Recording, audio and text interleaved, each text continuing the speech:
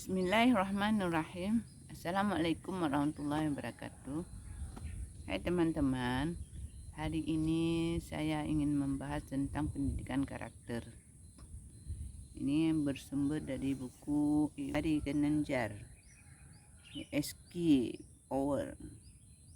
Ya, penulisnya Bapak Ari Ginanjar Agustian. Jadi ini akan saya bahas tentang emosi sebagai radar hati. Nah, di sini ada disebutkan beberapa cerita yang membuat kita untuk kita mengingat kembali, ataupun kita yang selama ini yang kita mendidik anak-anak kita dan merasa sudah benar. Namun tanpa kita sadari rupanya pendidikan kita berikan adalah kurang tepat ya.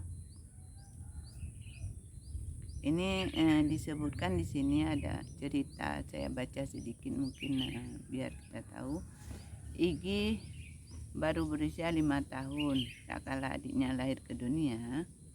Bahagia dan senang tentu saja amat dirasakannya. Nah, ini seorang anak namanya Igi. Dia senang kali karena lahir adiknya. Karena selama ini ia begitu menantikan seorang adik yang dapat menemaninya ketika sepi. Dia ingin bermain bersama adiknya Igi. Igi ingin bermain bersama adiknya. Membantu ibu mempersiapkan segala perlengkapan adik di waktu pagi. Ingin dipanggil sebuah sebutan kakak. Ya, berarti kalau udah ada adik, berarti sebutan dia sudah menjadi seorang kakak ya. Adalah hal-hal yang sangat didambakan, semuanya ada dalam harapan di benaknya. Dia punya harapan bahwa nanti suatu saat dia menjadi kakak. Namun tak dinyana olehnya, harapan tersebut tidak sesuai dengan realitas yang ada. Harapan-harapannya tidak terwujud. Sang adik sering kali menangis, rewel, dan acap kali sakit karena lemah fisiknya.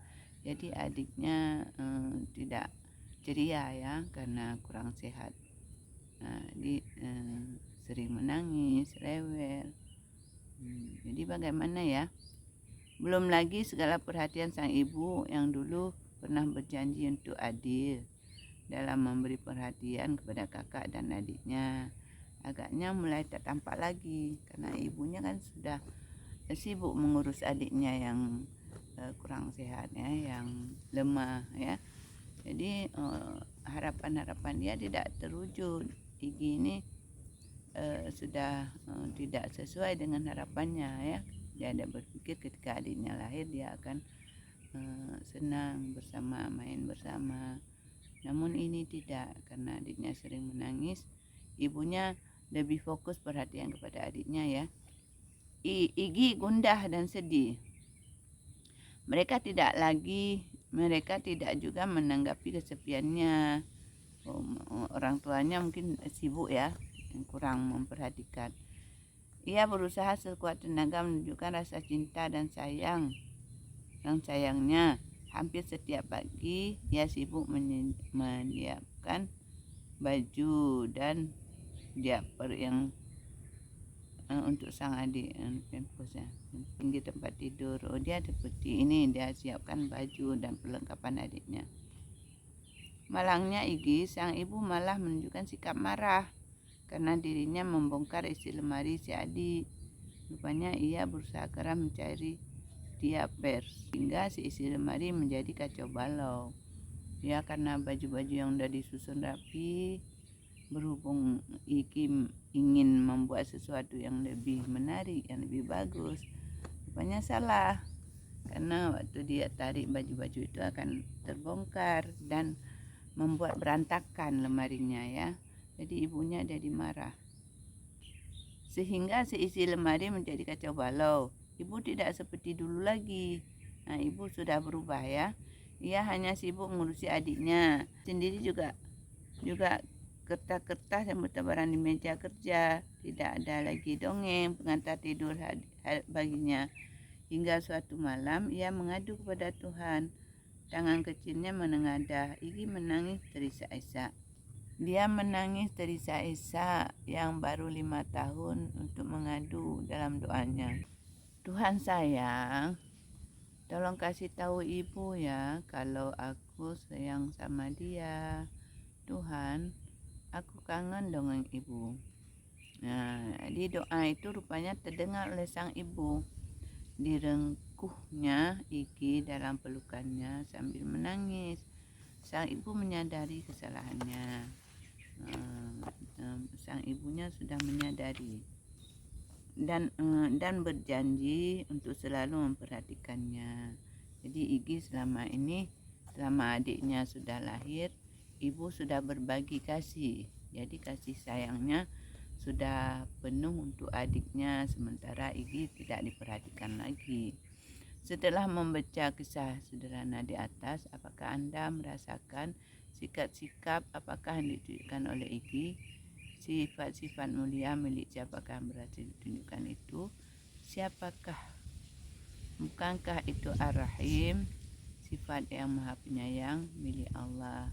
Ia juga mampu menunjukkan sifat memelihara milik Al-Muhaimin. Subhanallah.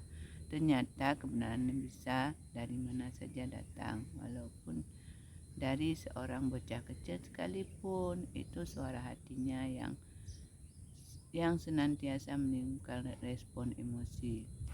Nah, emosi ibunya itu karena dia mencari untuk adiknya itu yang membuat berantakan lemarinya. Adik ibunya emosi, marah, tanpa menyadari bahwa ini juga yang ini masih kecil. Igi ini kan masih usia 5 tahun. Usia 5 tahun ini masih kecil, masih belum mampu melakukan sesuatu. Namun ketika dia ingin menunjukkan kasihnya kepada adiknya, dan itu yang membuat kerjaan yang dilakukan itu berantakan, jadi menjadi tidak benar ya menurut penilaian orang dewasa. Emosi ini tercipta karena adanya gelombang magnetik yang dipancar oleh good spot. Kasih sayang yang dipancar oleh Igi telah menimbulkan respon pada emosi ibunya. Nah, di bawah ini saya sampaikan beberapa jenis respon tanggapan yang sering Anda rasakan pada limbic sistem Anda. Iya, maksudnya tanpa kita menyadari, kadang-kadang kita telah membuat kesalahan kepada anak-anak kita, yang termasuk dalam kategori emosi. Terciptanya ketika manusia menjauh dan keluar dari garis orbit offline. Offline adalah keluar dari tuntunan hati nurani. Inland adalah sesuai dengan hati nurani, good spot. Jadi emosi tersebut antara lain marah ketika harga diri tergoncang. Nah, ini offline. Kita marah ketika merasa harga diri tergoncang. Ini disebut offline. Kecewa ketika suara hati tidak sesuai dengan kenyataan.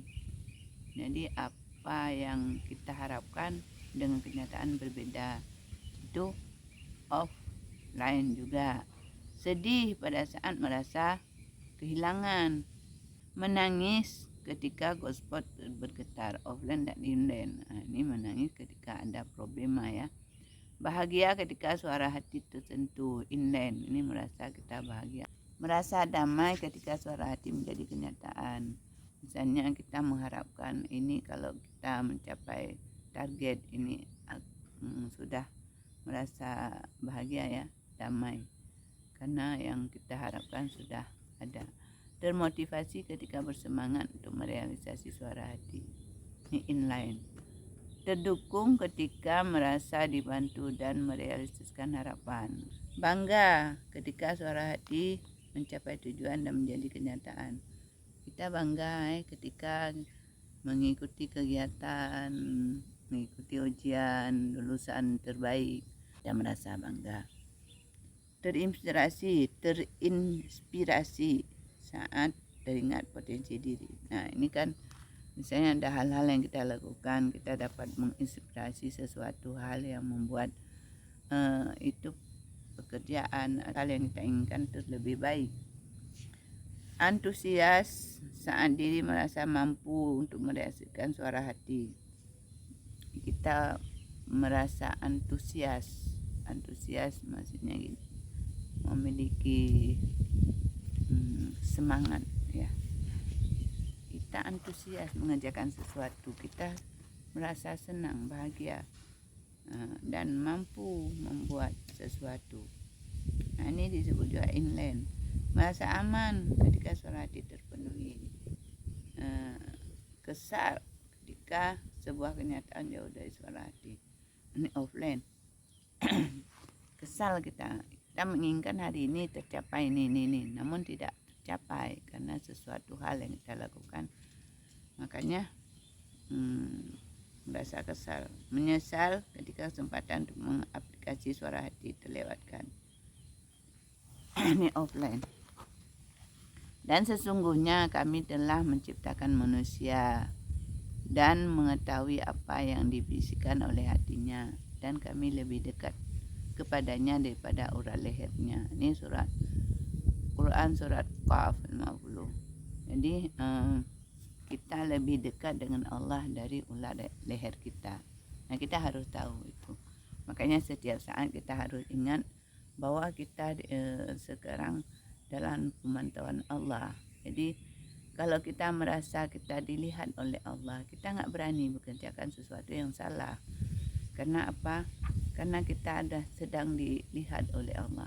Namun ketika orang berbuat salah, itu mungkin dia tidak mengingat Allah, lupa bahwa Allah sedang melihatnya, bahwa Allah sedang memantau dia. Makanya berbuat semena-mena sesuka hati, itu biasa. Orang merasa dirinya hebat, merasa dirinya lebih mampu, merasa dirinya dia lupa bahwa dirinya itu sebenarnya tidak ada apa-apa. Nah, begitulah juga kita sebagai manusia biasa, kita harus tahu bahwa kita tidak punya apa-apa. Kalau Allah berkehendak, apapun bisa terjadi terhadap kita. Jadi kita selalu jangan lupa berdoa, minta petunjuk Allah, minta kasih sayang Allah, minta semuanya menyerahkan diri kita kepada Allah. Orang yang sombong itu kan biasanya dalam berucap itu kasar, karena merasa diri lebih hebat. Selalu menganggap orang lain itu remeh, menganggap orang lain itu tidak ada apa-apanya. Akulah yang hebat, akulah yang pintar, yang walaupun itu tong kosongnya di bunyinya, otaknya kosong gak ada apa-apa, namun lidahnya itu terlalu berat. Namun itu semuanya kita harus ingat ada pertanggungjawaban di yaumil akhir.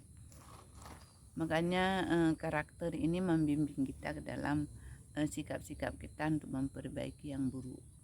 Jadi orang yang membaca buku karakter ini, buku yang ada yang membentuk sifat-sifat kita untuk berubah, jadi kita pelajari, kita baca supaya kita yang tadinya kita merasa hati kita tinggi dapat kita kendalikan untuk rendah, supaya kita berhasil di dunia dan berhasil pula di akhirat.